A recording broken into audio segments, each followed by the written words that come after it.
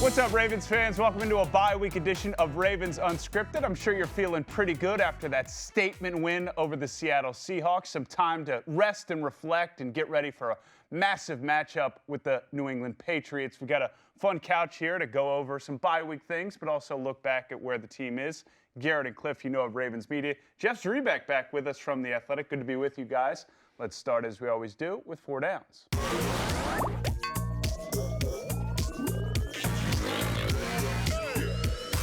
All right, Garrett, you're the man that always kicks it off. That win in Seattle seemed special. The final score maybe doesn't indicate how tenuous it was at times.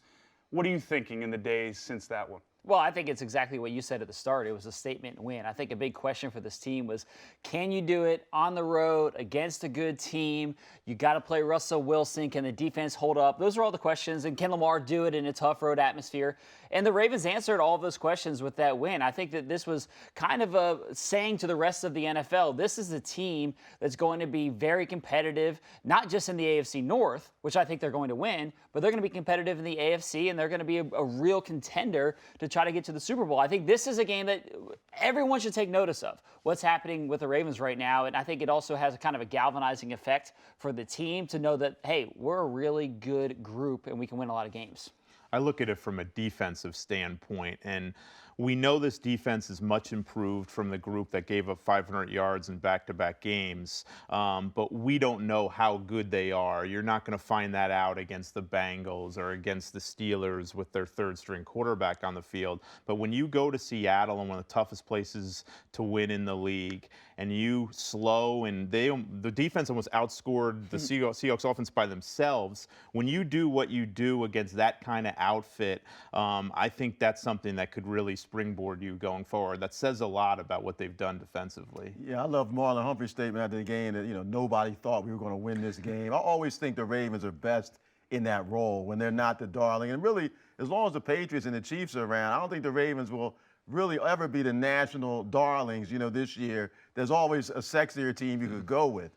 But in that type of atmosphere, to see this group, which is still a young group, rise to the occasion, I think is a great sign moving forward. That's as tough a place to win in the regular season as I can think of, and they really came through. All right, 2nd down. This is often when we slot in our Lamar Jackson topic, and I was really thinking, guys, let's just get this thing sponsored, because each week here, 2nd down, we usually have Lamar Jackson in some form or fashion. So to all you companies out there, you can have a home here on Unscripted. But seriously, this one seemed a bit different, Jeff.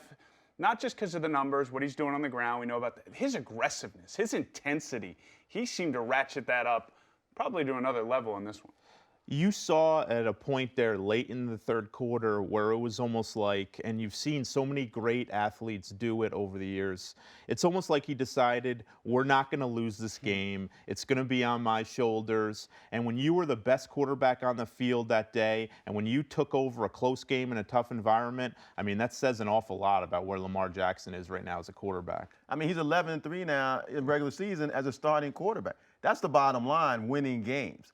And Lamar, in a situation where if he's not throwing it as well as he wants, or guys are dropping it and, they need a spark, he has so many tools he can go to get you over the hump. He's not just a guy who, it doesn't have to be pretty for Lamar. It doesn't have to be easy. And I just love the fact that he can beat you in so many ways that he always gives you a chance to win. I said that a few weeks ago, that even when the Ravens were struggling, when you have Lamar Jackson, you have a chance to win any game in any location at any time. And that was a perfect example. I love the emotion that he showed. When he went for it on 4th down, he walks over to the bench. That shows how much trust the organization, the coaches, the players all have in Lamar. When he walks over to the sidelines and it's 4th and 2, and John says, you want to go for it? He says, hell yeah, I want to go for it. That's the kind of fire that the Ravens would want, and I love seeing that from him. Yeah, it feels like there's a comfort now with what they need to do offensively with Lamar each week, and I think the rest of the football world's starting to take notice. Defensively, Cliff, 3rd down here. I'm looking at my notes, and Pernell McPhee's out for the season with a torn triceps. This front office has made a bunch of moves. The pass rusher topic we're going to get to at the trade deadline. What did the defense discover in Seattle that you think is something that fans maybe could count on moving forward from this unit? Well, I guess, obviously the new addition, Marcus Peters, we saw immediately the playmaking ability he has. That's an X factor too. So now I expect this defense to continue to play better. I think that's a great sign. Yeah, I mean, they had 7 players on the team defensively that were not there at week 1. They're patching this together, and they're doing as best they can, and they're improving each week. Yeah, just give him a lot of credit for rebuilding this thing on the fly. Josh Bynes, Marcus Peters, new safety, Jihad Ward, LJ Fort, you can go down the list. Impressive job to rebuild this group on the fly and actually get better during that process. All right, 4th down. It's bye week time. Let's get a little wacky. You mentioned the sort of arrival of this team in the national consciousness in terms of contenders, power rankings. How about Super Bowl? Miami in a few months. If this is the version of the Ravens, where do they find themselves in that pecking order where you think New England obviously at the top, Kansas City vulnerable possibly, and then it seems to be a bit of a wash? Yeah, look, I don't think that you should be making reservations for Miami right now, but I do think that this is a team that absolutely, look around the AFC. Obviously, the Patriots to the top, and we'll find out in 2 weeks that the Ravens are a team that can absolutely, if they can beat them, you'll find that out. But beyond that, the Chiefs have issues. They've got an injured quarterback. The Ravens, to me, could very well be the second best team in the AFC right now. So if the question is, can the Ravens go to the Super Bowl, I don't see why the answer is no.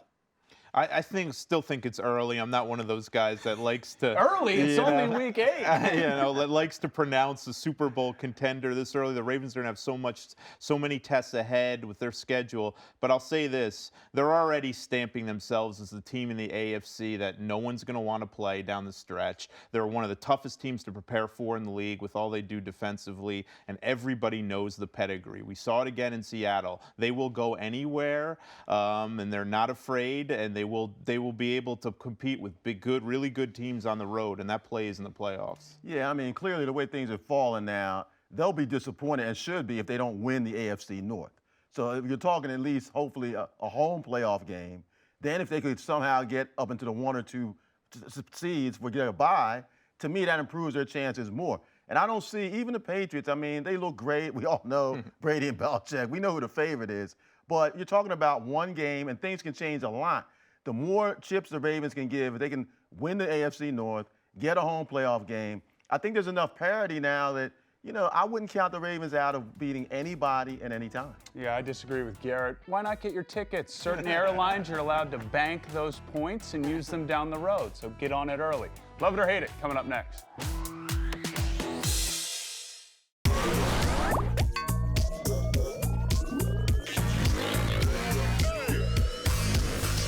Welcome back. Not much to hate after a 5-2 start to the season and a bye week to rest and recuperate, but maybe we'll find some things here with Love It or Hate It. And Cliff, I'll start with you.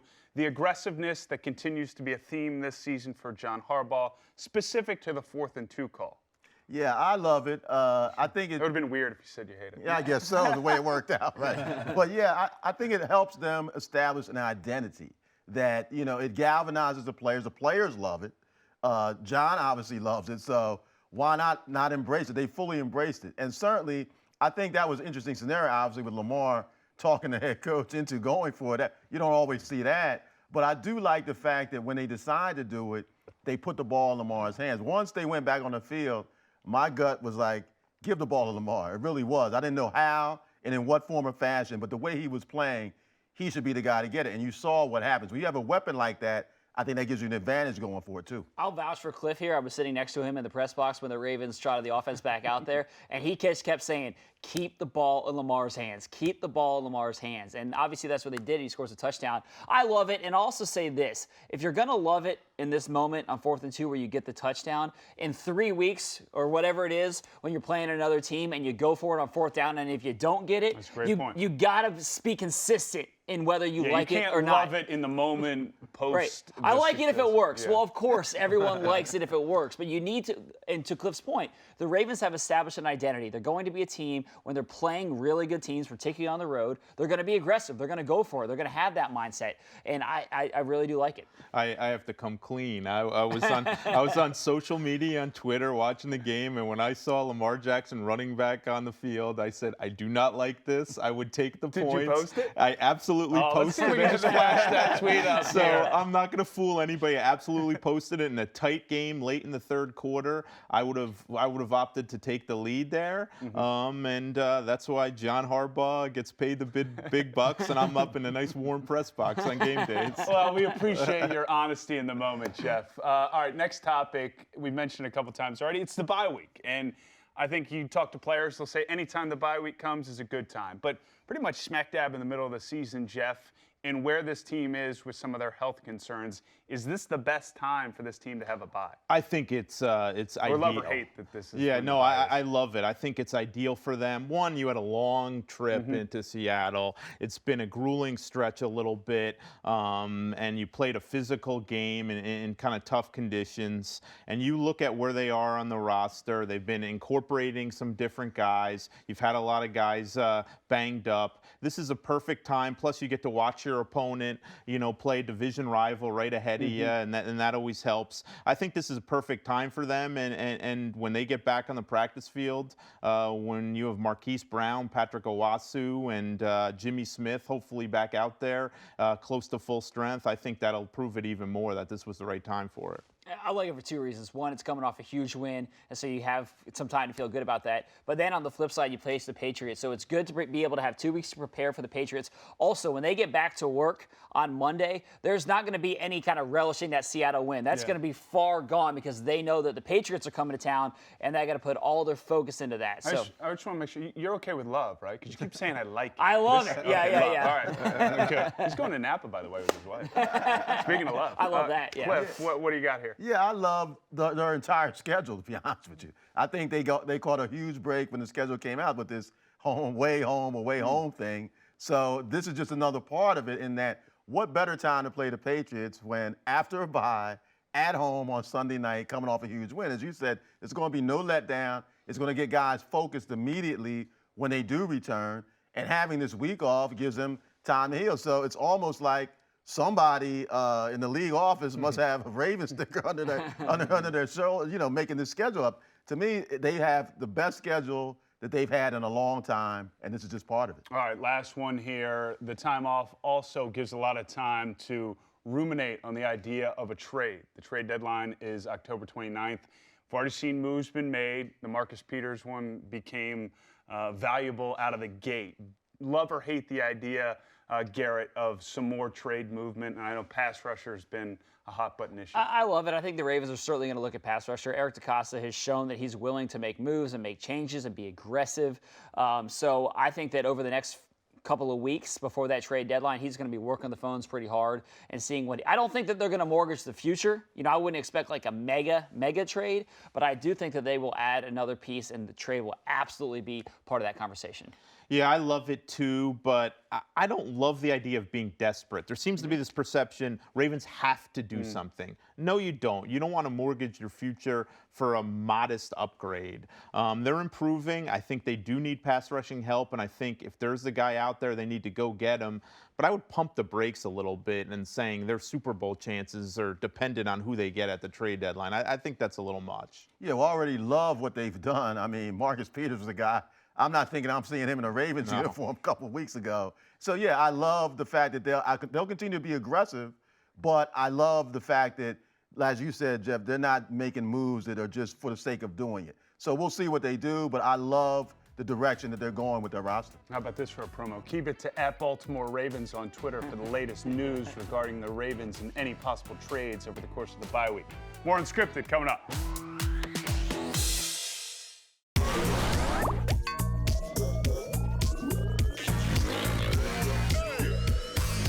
Welcome back to Unscripted. Time for some Ravens mailbag. Make sure to tweet us using the hashtag Ravens mailbag, and you'll see your tweet up here on the big screen. So, first question from the fans. What are the keys for the Ravens in order to beat the Patriots at home? Simple question, Garrett. You get the answer? Yeah, I think that one thing, you can't turn the ball over. If you watch Monday Night Football this week, the Jets turned the ball over a ton, and clearly that made a difference in the game. And then I think the old-fashioned method here that the Ravens have used at several points over the past couple of years is keep the ball away from high-powered opposing offenses, and that's what Tom Brady is. You want to be able to have some of those 5, 6, 7, 8, 9-minute drives like they've had over the past couple of weeks. If you can keep Tom Brady over there on the sidelines and also not turn the ball over, I think you'll be in good position against the Patriots, which, look, this is going to be the toughest test of the season. Absolutely. All right, next tweet, Jeff. This is a tough question to answer, but I think you'll be able to step up to the plate here. What's the likelihood that the Ravens trade for a pass rusher before this Patriots game? Deadline's on the 29th. The game's right after that on the 3rd. Yeah,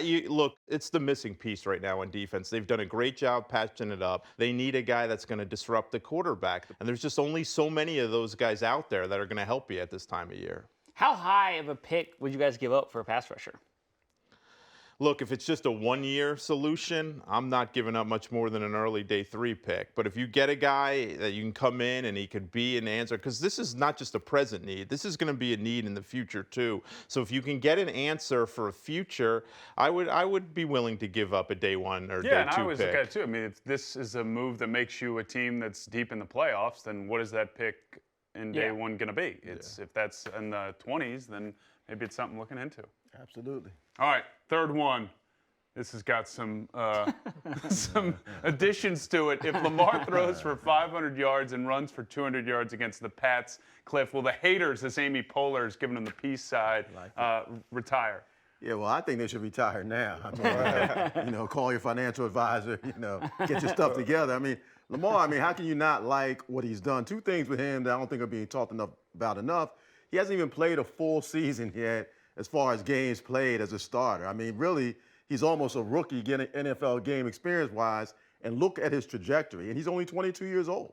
That and the fact that he's a tremendous leader. We all know about his talent. You talk about a franchise quarterback with a capital F, he checks all the boxes. I don't see what the problem, unless, I guess the whole thing about can you sustain? He's not taking a lot of hard hits, regardless of how much he runs the ball. He's so quick and uses his body so well to avoid those hits. I think he's no more susceptible to injury than other quarterbacks. So I don't see how you cannot be on the Lamar bandwagon. Oh, yeah, but he still loves the haters and the doubters. So keep them coming and keep those questions coming using the hashtag #RavensMailbag. Coming up, it's Soapbox.